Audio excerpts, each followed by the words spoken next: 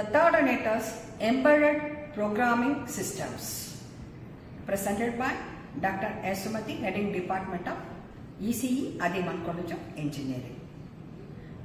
So under this unit, the topics are covered are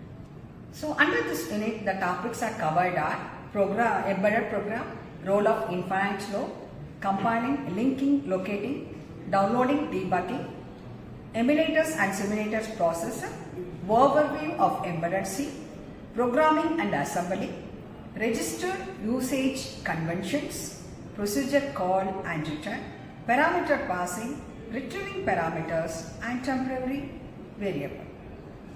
So under the topic of role of infinite loop, an infinite loop, sometimes called endless loop, is a piece of coding that lacks a functional exit so that it repeats indefinitely. Intentional usage for infinite loops include programs that are supposed to run continuously, such as product demo or in programming for embedded system. In computer programming, a loop is a sequence of instruction that is continually repeated until a certain condition is reached. Typically, a certain process is done, such as getting an item of data and changing it, and then some condition is checked, such as whether a counter has reached a prescribed number. Infinite loops are those program constructs wherein there no break system so as to get out of the loop. It just keeps looking over the statements within the blocks defined. Usually, an infinite loop results from a programming error where the conditions for exit are incorrectly written. It's shown in the slides. Next is compiling, linking, locating. So the compiling, linking, locating is a very important concept while writing the programs. So that is shown in the slides. The job of compiler is to translate programs written in human readable language into an equivalent set of opcodes for a particular processor. Each processor has its own unique machine language, so you need to choose a compiler that is capable of producing programs for your specific target processor. In the embedded system case, this compiler almost always runs on the host computer. A compiler such as this that runs on one computer platform and produces code for another is called a cross-compiler. The use of cross-compiler is one of the defining features of embedded software development. A cross-compiler, these tools support an impressive set of host-hardware combination, and the GNU, C, C++ compiler and assembler can be configured as either native compilers or cross-compilers.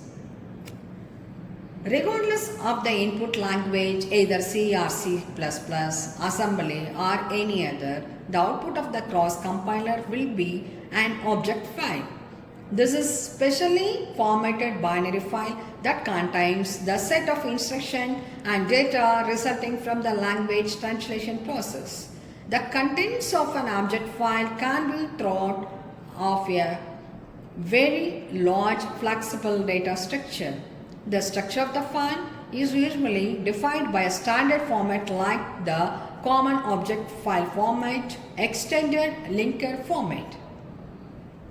Most object files designed with a header that describes the section that follow.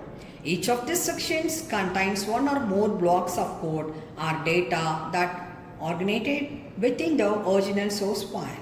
These blocks have been regrouped by the compiler into related sections.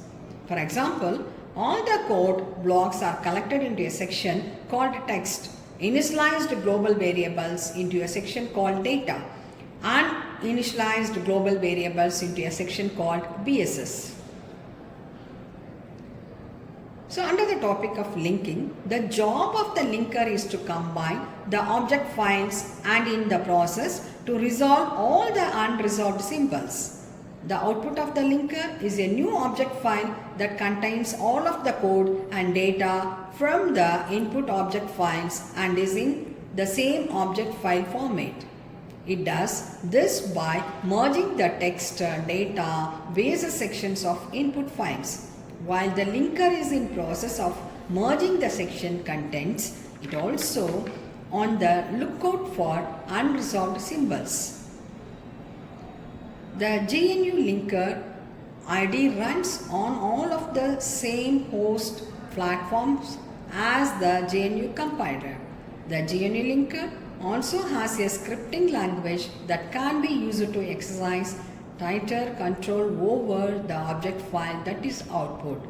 If the same symbol is declared is more than one object file, the linker is unable to proceed. So, after merging all of the code data sections, the resolving all of the symbol references, the linker produces a special recollectible copy of the program. So under the topic of locating, the tool that performs the conversion from relocatable program to executable binary image is called a locator. The locator will use this information to assign physical memory addresses to each of the code and data sections within the relocatable program. It will then produce an output file that contains a binary memory image that can be loaded into the target ROM. The locator is a separate development tool. The memory information required by the GNU linker can be passed to it in the form of a linker script. The result, finally, the final step of the build process is an absolutely located binary image that can be downloaded to the embedded system or programmed into a read-only memory device. The next topic is how to download and debug. When executable binary image stored as a file on the host computer, you can download that image to the embedded system and execute it.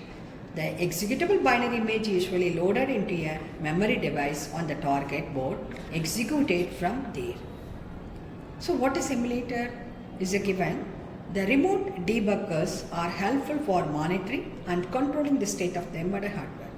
In-circuit emulator actually takes the place of emulates the processor on your target board. ICE are usually pretty expensive than the target hardware. ICE is a powerful tool and in the tight debugging support. A debug monitor, an emulator, uses a remote debugger for its human interface.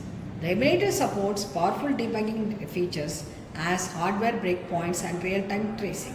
With a debug monitor, you can set breakpoints in your program.